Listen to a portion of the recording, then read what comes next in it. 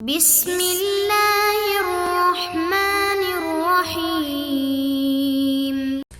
اعوذ باللہ من الشیطان الرجیم بسم اللہ الرحمن الرحیم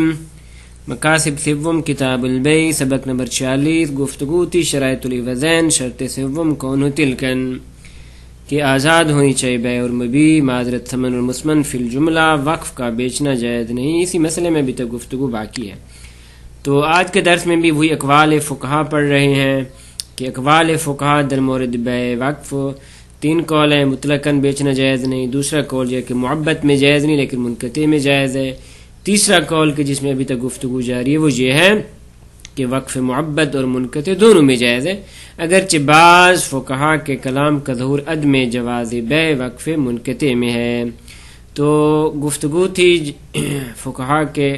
کلام میں. تو آج کلام پڑھ رہے ہیں جناب علامہ رحمۃ اللہ علیہ کا کہ ان کی کتاب تحریر میں ارشاد اور تذکرہ میں قال فی التحریر، تحریر میں جو ان کی تحریر الاذہان ان میں جو ان کی گفتگو ہے اور وہ یہ ہے کہ لا یجوز بیع الوقف بحال، کسی بھی صورت کسی بھی حالت میں وقف کا بیع کرنا جائز نہیں. لذا فرماتے ہیں ولو ان ہدمت الدار لم تخرج الارض عن الوقف، اگر گھر ختم ہو چکا منہدم ہو چکا تو وہ جو زمین وغیرہ ہے اور وہ جو جگہ وغیرہ ہے وہ وقف سے خارج نہیں ہوگی، اور ولم یجوز بیعها اس کا بیچنا جائز نہیں ہے. فرماتے ولو واقع خلف بین ارباب الوقف بحیث یخشى خرابه، البتہ فرماتے اگر ارباب وقف یعنی مالکان جن پہ وقف کیا گیا ہے ان کے درمیان اگر اختلاف پیدا ہو جائے اس طرح کے بحیث یخشى خرابه کہ ڈر ہے کہ وقف خراب ہو جائے تو جاز بیعه اس کا بیع کرنا جائز ہے. کس بنیاد پہ؟ علی ما رواہ بعض اصحابنا، بنابر اس کے کہ ہمارے بعض علماء نے روایت کی ہے کہ اس کا بیچنا جائز ہے. اس کے بعد جناب علامہ نے ثم ذکر کلام ابن ادریس ہلی، جناب ابن ادریس ہلی کی کلام اور جناب ابن ادریس ہلی کے فتاوی کو ذکر کیے ہیں، اور وہ کس میں علی المنع مطلقاً، کہ ابن ادریس ہلی فرماتے ہیں کہ مطلقاً ممنوع ہے، چاہے اختلاف پیدا ہو، چاہے کیا نام ہے وقف معبد ہو، وقف منقطع ہو، وغیرہ وغیرہ. وتنزیلہ، اور اسی طرح انہوں نے ذکر کیا ہے تنزیل ابن ادریس ہلی، یعنی یہ جو تنزیل ہے یعنی بعض اصحاب کے قول کو حمل کرنا ہے بالجواز، جواز پہ. یہ تنزیل کون کر رہے ہیں؟ جناب ابن ادریس ہلی، اور ناقل کون ہے؟ علامہ رحمۃ اللہ علیہ. وتنزیل ابن ادریس ہلی قول بعض الاصحاب، بعض فقہا بالجواز علی المنقطع، کہ یہ جو بعض فقہا نے جواز کا فتویٰ دیا ہے یہ وقف منقطع پہ ہے، یعنی وہ افراد کے جو موقع پہ موجود ہے صرف انہی کے لیے اگر وقف کی گئی ہے تو، لیکن جیسے ہی یہ افراد ختم ہوتے ہیں، یہ نسل منقطع ہوتی ہے، ختم ہوتی ہے، تو اس کے بعد آگے وقف نہیں رہتا، بیچنا جائز ہے.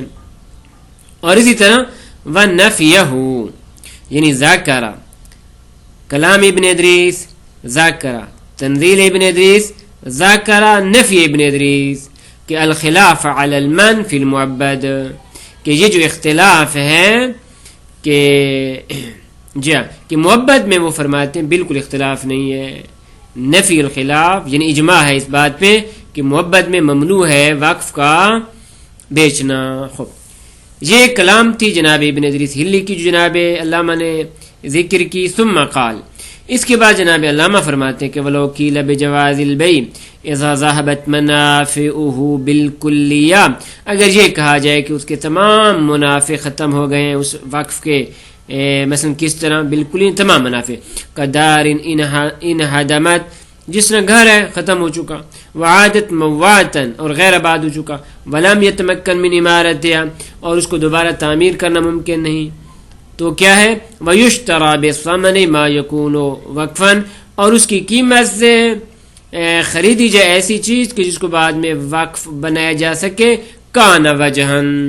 تو وجہ اور اچھا ہے. یہ جہاں تک کلام تھی جناب علامہ کی تحریر میں. وقالا فی بیع التحریر، اسی طرح اسی تحریر کی کتاب بیع میں انہوں نے ذکر فرمایا کہ ولا یجوز بیع الوقف ما دام آمرا، وقف کی بے جائز نہیں جب تک اس کی تعمیر ممکن ہو. لذا ولو ادى بقاؤه اگر اس کا باقی رکھنا وقف کا الی خرابہ اگر خرابی کا باعث بنتا ہے فساد کا باعث بنتا ہے جائز تو پھر جائز ہے. اس طرح قضا یبال خشی وقوع فتنۃ بین ارباب اس طرح یہ وقف بیچا جا سکتا ہے اگر ارباب وقف موقوف علیہم کے درمیان فتنے کے واقع ہونے کا خوف ہے. ما بقائل الوقف اگر اس کو وقف باقی رکھا جائے تو فرماتے پھر بھی بیچنا جائز ہے. خوب اس کے بعد کتاب ارشاد الاذہان کی کتاب بے میں ان کا قول کیا ہے. وان بی الارشاد ارشاد الاذہان کی کتاب بے میں فرماتے لا یث بیع الوقف فرماتے وقف کا بیع کرنا جائز نہیں الا یخرب مگر یہ کہ خراب ہو جائے اور یؤدی الی الخلف بین اربابہ یا موقوف علیہ کے درمیان اختلاف پیدا ہو رہا ہے علی رائن ایک قول کے مطابق یعنی بعض فقہا کی رائے کے مطابق. اسی طرح ارشاد الاذہان کے باب وقف میں انہوں نے تحریر فرمایا عنہ یعنی وعن الارشاد فی باب الوقف باب وقف میں کہا کہ لا یصح بیع الوقف وقف کا بیع کرنا جائز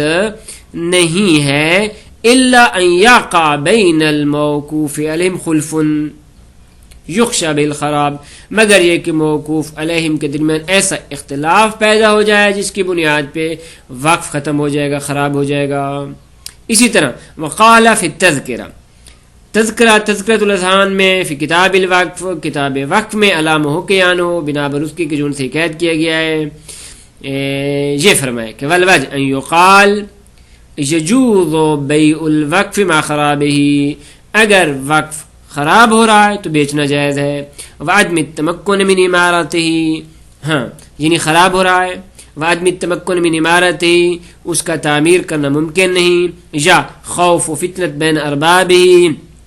ارباب وقف کے درمیان فتنے اور فساد کا خوف ہے کہ یحصل باعتبارها فساد کہ جس فتنہ کی وجہ سے فساد پیدا ہو جائے گا تو ان صورتوں میں جائز ہے. انتہا. اسی طرح وقال فی کتاب البیع فرماتے ہیں تذکرہ کی کتاب البیع میں جناب نے یہ تحریر فرمایا علامہ نے کہ لا یصح بیع الوقف وقف کا بیچنا جائز نہیں لنقص الملک فی اس بنیاد پہ کہ موقوف علیہم کی جو اس میں ملکیت ہے وہ ناقص ہے ناکتام ہے. فرماتے اس بنیاد پہ اس علت کی بنیاد پہ وقف کا بیع کرنا صحیح نہیں ہے. کیوں؟ اذ القصد منہ التعبید کیونکہ وقف سے ابدیت کا قصد کیا گیا ہے لذا بیچنا جائز نہیں. نام لو کان بیع عاود علیہم البتہ اس کا بیع کرنا اگر موقوف علیہم کے لیے زیادہ انفع ہو. کیوں؟ لوقوع خلف بین ارباب اس بنیاد پہ کہ ارباب وقت کے درمیان اختلاف پیدا ہو چکا وخشیہ تلف اور یہ کہ تلف ہونے کا خوف ہے یا ظہور فتنہ بسببہ یا اس اختلاف کی بنیاد پہ فتن اور فساد کے ظاہر ہو جانے کا خوف ہے تو جوز اکثر علماء نے بیعہ تو ہمارے اکثر علماء نے اس کی بیع کو جائز قرار دے. انتہا. یہاں تک جناب علامہ کی گفتگو تمام. اس کے بعد جناب شہید اول رحمۃ اللہ علیہ کی گفتگو اور ان کے کلمات ان کی 3 کتابوں غایۃ المراد میں دروس الشریعہ میں اور لمعۃ دمشقیہ میں کہ قال فی غایۃ المراد میں جناب شہید فرماتے ہیں یجوز بیعہ فی موضعین 2 مقامات پہ وقف کا بیچنا جائز ہے. نمبر 1 خوف الفساد اگر فساد کا خوف ہے بالاختلاف ارباب وقف کے درمیان اختلاف کی وجہ سے اگر فساد کا خوف ہے. نمبر 2 اذا کان البیع اعوج جب بیع زیادہ انفع ہو مال حاجہ اور حاجت بھی ہو کہ اس کو بیع کیا جائے. قال فی دروس الشریعہ میں فرماتے ہیں لا یجوز بیع الوقف وقف کا بیع کرنا جائز نہیں الا اذا خیف من خرابہ مگر یہ کہ اس کی خراب کا خوف ہو اور خلف اربابہ یا اس کے جو ارباب ہیں جن موقف علیہم ان کے درمیان اختلاف ہو رہا ہے کہ المودع الی فسادہ یہ پہنچ رہا ہے اس بات کو کہ وقف فاسد ہو جائے تو فرماتے پھر جائز ہے. وقال فی لمعہ دمشقیہ میں فرماتے ہیں کہ لو ادى بقاء الی خرابہ اگر وقف کا باقی رکھنا خرابی وقف تک پہنچ جاتا ہے لخلف ارباب اس بنیاد پہ کہ موقوف علیہم کے درمیان اختلاف پیدا ہو رہا ہے فالمشہور الجواز، تو اس صورت میں مشہور یہ کہ جائز ہے۔ جناب شیخ مفلا بن حسن بن رشد جناب سمیری، ان کی کتاب ہے التنقیح الرابع، جی وہ آگے ذکر کریں گے، ان کی کتاب ہے جس میں انہوں نے تلخیص کیا، جی ہاں، وقال فی تلخیص الخلاف، جناب سمیری، جناب سیمری، مفلا بن حسن یہ خلاف کی تلخیص میں فرماتے ہیں علامہ حقیانو، بنا بر اس کے جو ان سے حکایت کیے گئے۔ ظاہراً جناب شیخ انصاری رحمۃ اللہ علیہ کے پاس یہ کتاب موجود نہیں، انہوں نے غالباً مقابس الانوار محقق تستری سے یہ کلام نقل کیا ہے کہ وہ کیا فرماتے ہیں، ان لاصحابنا فی بیع الوقف اقوالا متعددہ، ہمارے علماء کے بیع وقف متعدد اقوال ہیں کہ اشہرها جوازہ، جن میں سے مشہور ترین جو فتویٰ اور قول ہے کہ جائز وقف کا بیچنا اذا واقع بین ارباب خلف، جب ارباب وقف کے درمیان اختلاف پیدا ہو جائے، وفتنۃ اور فتن و فساد پیدا ہو جائے، تو اس صورت میں فرماتے ہیں جائز ہے کہ ایسا فتنہ کہ یکشا خرابہ، جس کی بنیاد پہ ممکن ہے وقف ختم ہو جائے، خراب ہو جائے، اور ولا یمکن صد الفتنہ بدون بیعہ، اور یہ فتنہ ختم نہیں ہوتا مگر یہ کہ اس وقف کو بیچا جائے۔ تو خوب فرماتے یہی قول شیخین کا بھی ہے، جن شیخ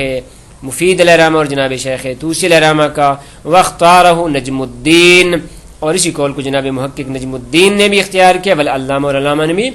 اختیار کیا ہے۔ انتہا، یہاں پہ جناب سمیری کا قول ختم ہوا۔ اس کے بعد وکلام الفاضل مقداد رحمۃ اللہ علیہ قال فی التنقیح، جی التنقیح الرابع فی مختصر النافع، مختصر النافع کی تنقیح رابع میں علامہ حقیان و بنا بر اس کی جو ان سے قید کیا گیا ہے، یہ جناب فاضل مقداد فرماتے ہیں، یہ وہی صاحب شرح بابی ہدیہ شرح، کہ اذا آل الی الخراب، اگر وقت خرابی کی طرف لے جا رہا ہے، کیوں؟ لاجل اختلاف، کیونکہ اختلاف پیدا ہو رہا ہے، بحیث لا ينتفع باصلاً، ایسے اختلاف کہ اب اس وقت سے اصلاً انتفاع نہیں ہو سکتا، جاز بیعہ، تو اس کو بیع کرنا جائز ہے۔ اس لیے ایک اور تعلیق ہے ان کا ارشاد الاذہان علامہ پہ، کہ وہاں پہ فرماتے یجوز بیعہ، اس کی بیع جائز ہے، اذا کان فساد یستباع فی الانفس، کہ جب ایسا فساد پیدا ہو رہا ہو کہ جس میں جانوں کے ضیاع کا خطرہ ہو، تو فرماتے ہیں پھر جائز ہے۔ اس کے بعد جناب فاضل قطیفی کی کلام پیش کر رہے ہیں کہ جو نقل کر رہے ہیں ایذاء نافع سے، کہ اس میں جناب فرماتے ہیں کہ انہو جوز بیعہ اذا اختلف ارباب اختلافا یخاف مول القتال ونہب الاموال، کہ اس صورت میں اس کی بیع جائز قرار دی گئی ہے، جو علماء نے اس کی بیع کو جائز قرار دیا ہے کہ جب ارباب وقت کے درمیان ایسا اختلاف پیدا ہو جائے کہ جنگ کا خوف ہے، اموال کے ضائع ہو جانے کا خوف ہے، اور یہ ختم نہیں ہوتا الا بالبیع، مگر بیع کے ساتھ، تو پھر ٹھیک ہے، بیع کرنا جائز ہے۔ قال، وہ کہتے ہیں فلو امکن زوالہ، اگر اس خرابی کا زائل کرنا ممکن ہو، ولو بحاکم الجور، اگرچہ حاکم جور کے ذریعے کیوں نہ ہو، تو پھر لم یجوز، تو فرماتے ہیں پھر اس کا بیع، اس کا وقت کا بیچنا جائز نہیں ہے۔ ولا اعتبار بخشیت الخراب وعدمہ،